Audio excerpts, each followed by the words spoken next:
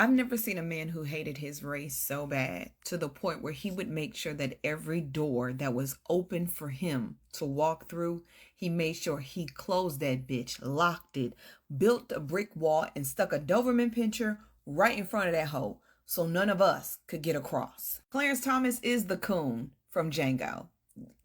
Samuel L. Jackson, he played Clarence Thomas. Clarence Thomas would be the one to snitch when Harriet Tubman trying to get everybody the fuck out. He would be the snitch. I really believe that Martin and Malcolm would be in the background saying, I hate that nigga.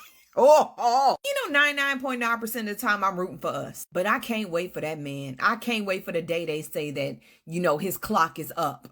And I know this man was married to a black woman first, even though he kept it on a hush-hush. I know he was married to her first. I want to know what the fuck she said to him to make him go ahead and turn around and marry a white woman and treat black people like shit, as if he was white. That motherfucker really needs to be studied. He needs to be analyzed.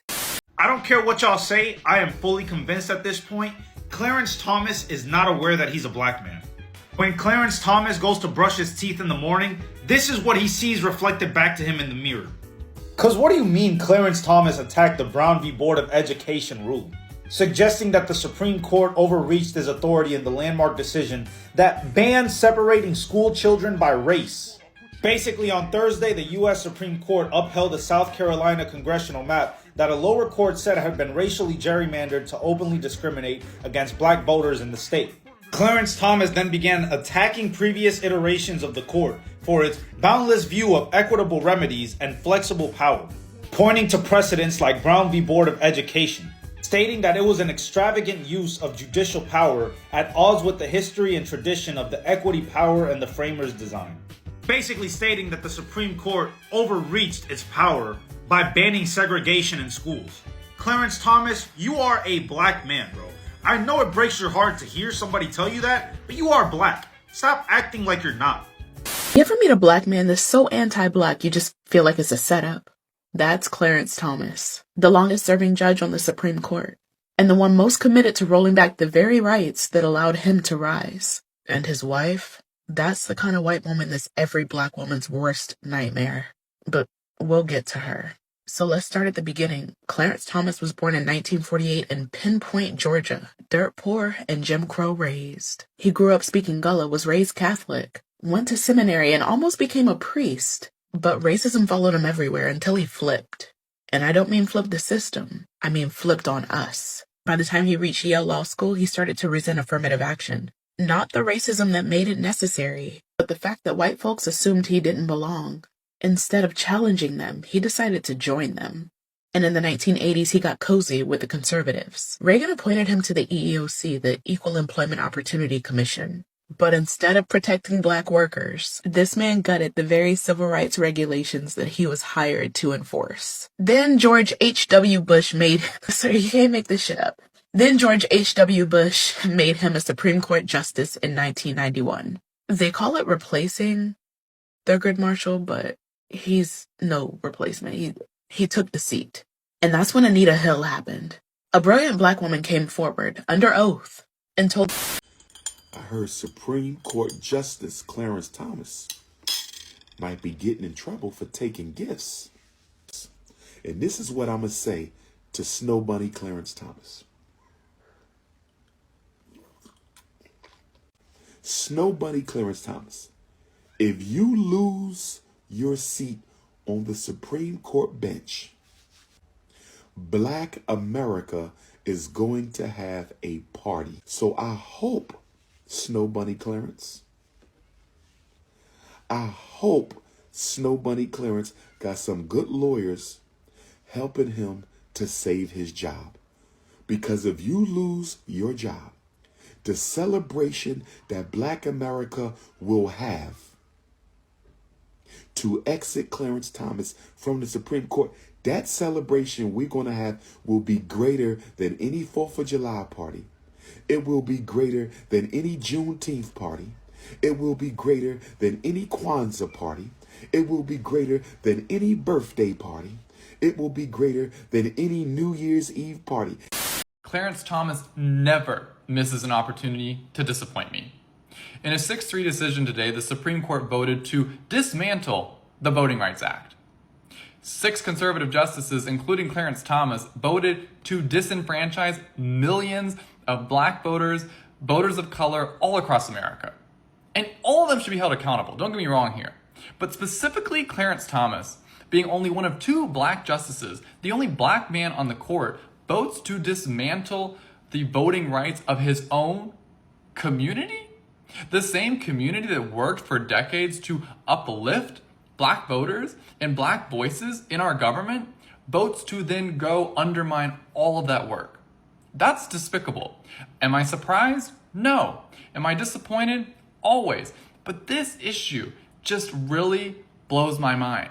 The cognitive dissonance he can have sitting on the highest court of the land, never has to worry about getting elected, makes a decision that makes it so much more difficult for black voices to be amplified in our government. Shame on you, Clarence Thomas. Shame on you.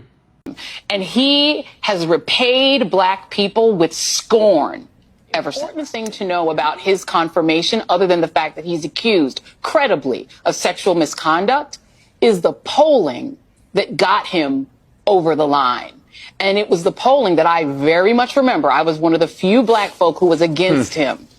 It was the polling that showed that about 7 in 10 black people supported his ascension to the seat once held by the great Thurgood Marshall, and he is not his equal. It was black people's support that got wavering members of that Judiciary Committee Democrats, and wavering senators. They needed Democratic votes. It was a Democratic Correct. majority. That's why Joe Biden is in those hearings running. They needed the Democratic votes. And it was only black people's support in those polls that got wavering Democrats to vote for him. And he has repaid black people with scorn ever since. Yep. He didn't even speak English until he was 7 years old. He spoke the Geechee tongue and was so afraid to speak in front of white people because he was always told, don't speak Geechee in front of white people because it would embarrass you, that he almost never spoke at all. There was a nun, a white nun, whose largesse helped get him through school and get him those good grades. He has been assisted by white patrons, really his whole life, even now by very rich ones, as they fly him around the country. And to your very point, he seems to deeply resent all of the assistance he got, and he wants to make sure that nobody like him ever gets that kind of help again, because it helps his self-image so that he can lie to himself and fool himself and maybe hate himself a little less for having gotten help all along his path to the Supreme Court. Black family, we have a serious problem with our Uncle Supreme Court Justice Clarence Thomas. This is a family problem, and he's a serious embarrassment to our race. Justice Thomas is anti-prisoner rights, anti-civil rights. Justice Thomas is anti the victims of police brutality. Thomas is anti-environment. Thomas, the Supreme Court Justice, is actually seriously anti-black. And Clarence Thomas is one of the worst Supreme Court justices in U.S. history. Of all that, Uncle Clarence is anti-black woman. And he's married to that, what Khalid Muhammad called, that big dinosaur-looking white woman, got out her bed and called the White House to help Donald Trump on January 6 overturn the elections.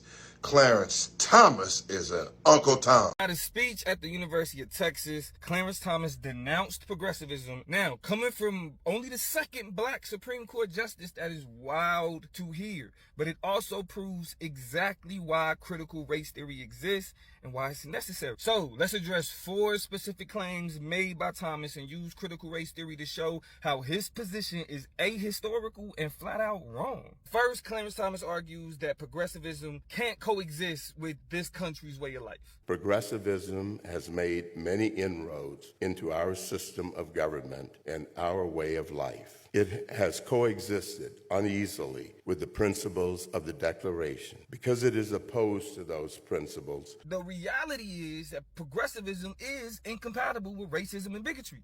And CRT posits that racism is a permanent fixture in this society, exposing Thomas's intentions to defend racism and bigotry disguised as some type of national pride. Second, Clarence Thomas argued that progressivism is attempting to replace the American system. Progressivism seeks to replace the basic premises of the Declaration of Independence, and hence our form of government. The Declaration had declared that all men are created equal, yet the law protected slavery for nearly a century after those exact words were written. Elementary school history proves that progressivism developed because this country repeatedly failed to live up to its own stated principles. Third, Clarence Thomas argues that our rights come from God, not the government. It holds that our rights and our dignities come not from God, but from government. It requires of the people a subservience and weakness. This is a straw man. Progressivism argues that government should protect the rights of its citizens, all of its citizens. That religious framing just justifies narrowing who deserves rights without him explicitly saying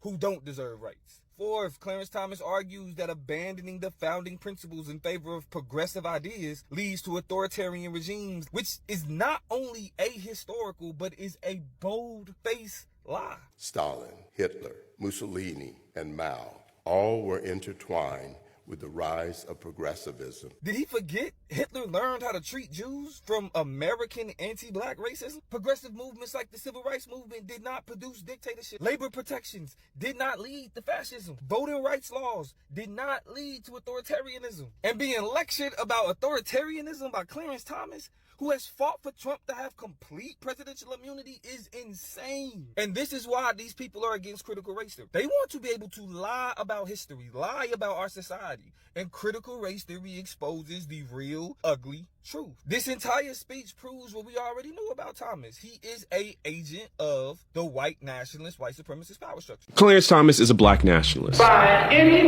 means necessary. Let me explain. According to Stanford University, black nationalism can be boiled down to 3 basic tenets: black economic self-sufficiency, black pride, and black separatism. And Corey Robin argues in his book, The Enigma of Clarence Thomas, that Thomas hits all 3 of them.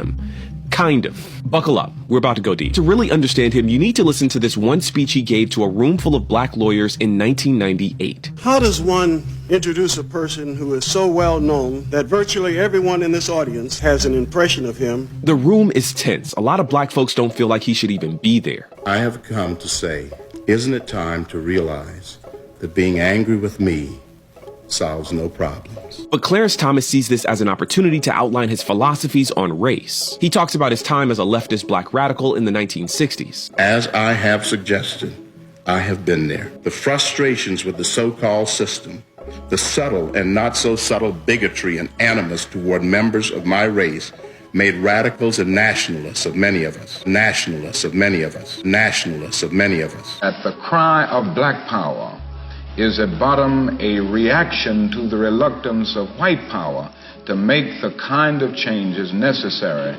He muses about black dignity. Any effort, policy, or program that has as a prerequisite the acceptance of the notion that blacks are inferior is a non-starter with me. To be respected as a human being, to be given the rights of a human being. I do not believe that kneeling is a position of strength. I must be respected. I must be protected. I am somebody. Nor do I believe that begging is an effective tactic. By any means necessary. And just a few years before this speech, he wrote a judicial opinion that all but argued for black separatism. The foundation for a kind of black power nationalism is there. The problem is where Clarence Thomas lands, his conclusions. Black nationalist heroes like Malcolm X and Marcus Garvey and Kwame Ture, they saw black solidarity as an important part of their agenda, their ideas for the black community. But Clarence Thomas isn't interested in the collective, the group. He's only interested in the individual. I am confident that the individual approach, not the group approach, is a better, more acceptable, more supportable, and less dangerous one.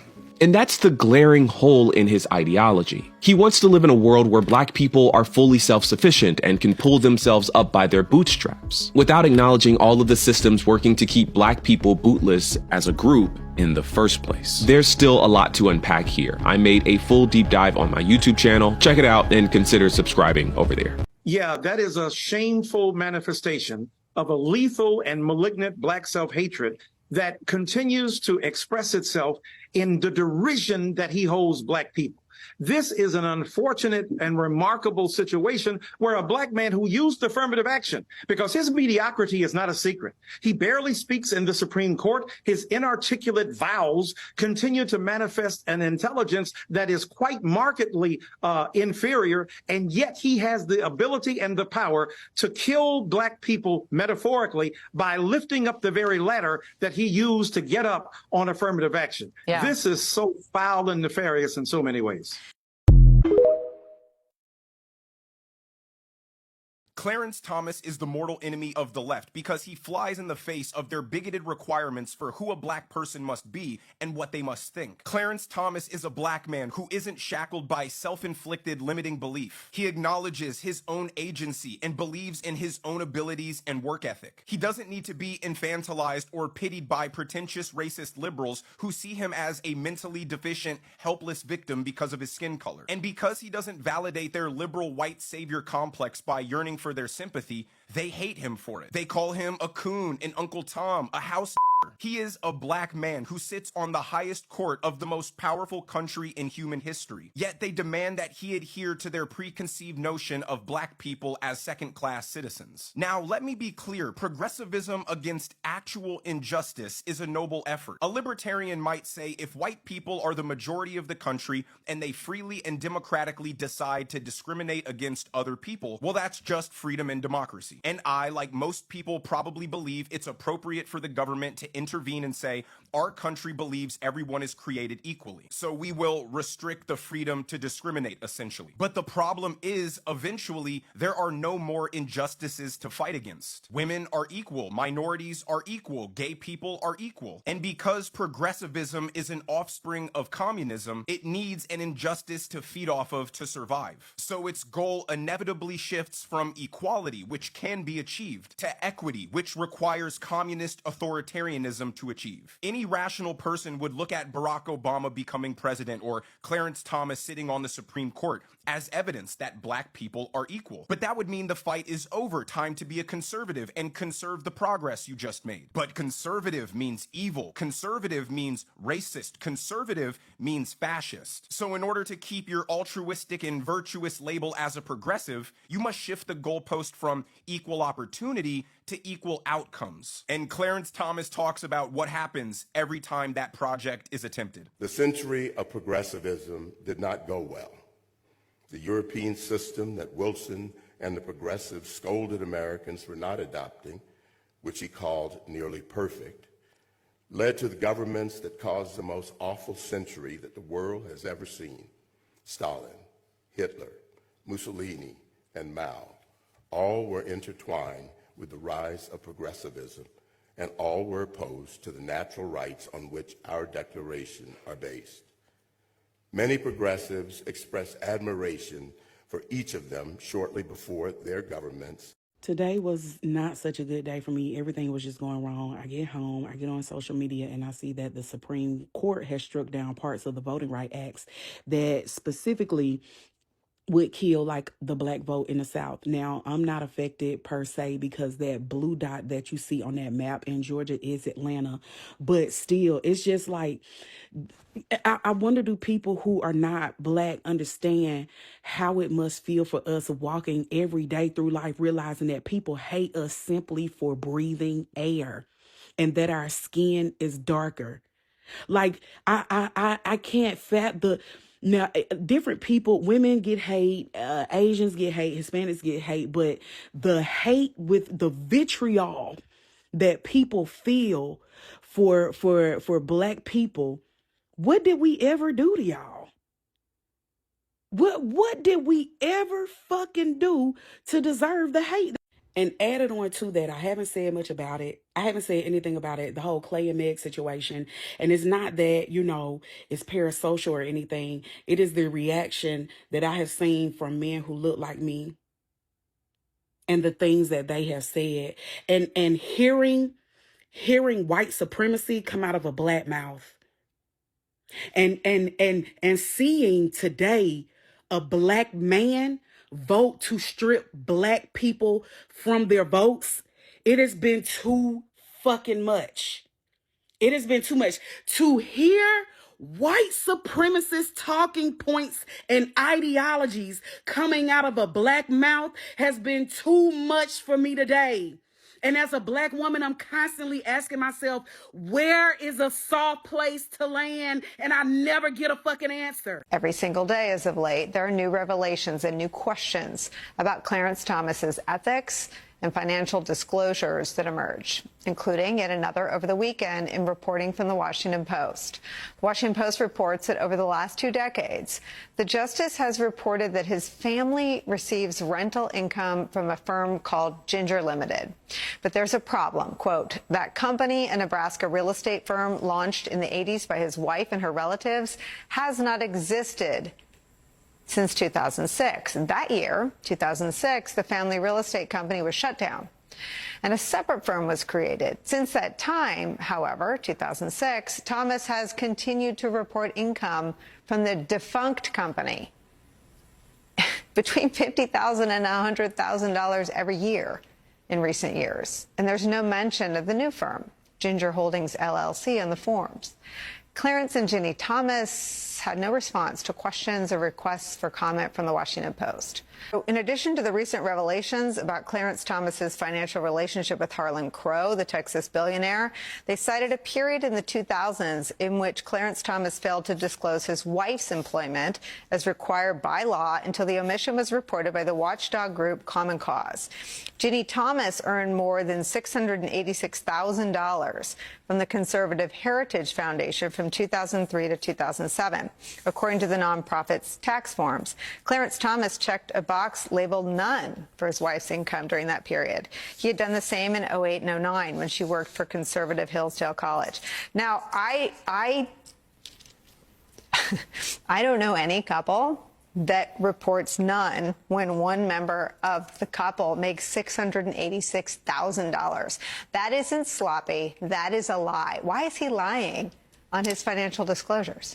So imagine someone you haven't seen in 20 years calls you out of the blue early one Saturday morning. Now, this person was never your friend, and you're probably wondering, how did they even get my number in the first place? But you remember, they didn't call your home number, they called you at work, of all places. And then when you listen to the voicemail, the first thing you think of is, ain't this some So let's go back to the fall of 91. This is 4 years after these two had gotten married. He was a single father of one, his only child born out of an almost 13-year marriage that ended about 7 years ago. But now he's married to a lobbyist and an aide to a Republican congressman. And we're just moments away from the pinnacle of his career happening. Clarence Thomas was about to become Supreme Court Justice. But then an FBI interview with a former subordinate, Anita Hill, was leaked to the press. This reopened the hearings and she was brought in to testify because this was almost over. And as you might remember, Anita testified that while he was her boss at the Department of Education and at the Equal Employment Opportunity Commission, he harassed her. She said he asked her out many times, made suggestive comments at work, made references to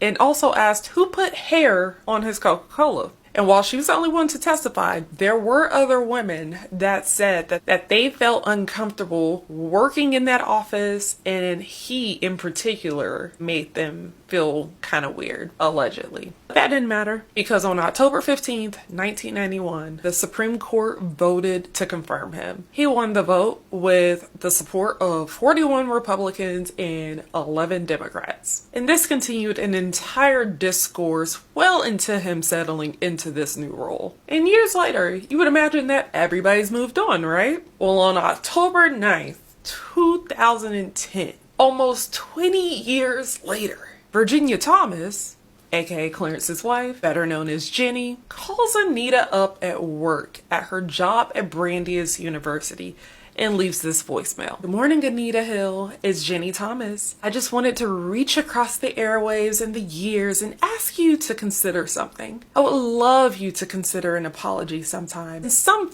full explanation of why you did what you did with my husband. So give it some thought and certainly pray on this and hope that one day you will help us understand why you did what you did. Okay, have a good day. Anita initially thought that this was a hoax, right? And reported it to campus police, who then reported it to the FBI. But when this hit the media and the press as Jenny, she said it was nothing more than her extending an olive branch. But I think, possibly, she was just riding for hers. That was wild. That was completely wild.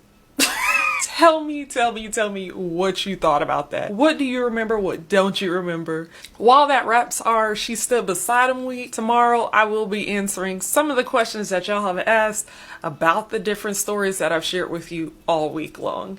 So don't forget to come back for that. As always, thank you for your support. Please follow us not only here, but on IG and the tube of you. If you love Black history, love Black weddings, love Black marriages, you're definitely going to love it here. And come back tomorrow for that video. Catch up on all the old ones. But also, I'll see you on Monday for another episode of I'll Tell You What. Brought to you by You I Do. Well, after tomorrow. But basically, you know what I'm saying.